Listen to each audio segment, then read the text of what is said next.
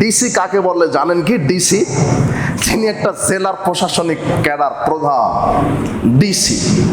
এই ছেলেরা তোমরা জেনে নিও যে প্রশাসনিক কার ক্ষমতা কত, এডিসির কত, ডিসির কত, ইওনোর কত, এসিল্যান্টের ক্ষমতা কত, যারা জয়েন্ট সেক্রেটারি আছে তাদের ক্ষমতা কি, যারা অ্যাডিশনাল সেক্রেটারি আছে তাদের ক্ষমতা কি, যারা ডেপুটি সেক্রেটারি আছে তাদের ক্ষমতা কি, জেনে নিও। ডিসি মানে একটা জেলার একটা প্রধান। এই ডিসিটা উঠা বসা করে ওই এসএফসি পাশের একটা মন্ত্রীর কথাতে। কত বোঝা গেল না মনে কথা? আমার কথা কি বাংলা কথা কি বুঝতে পারে?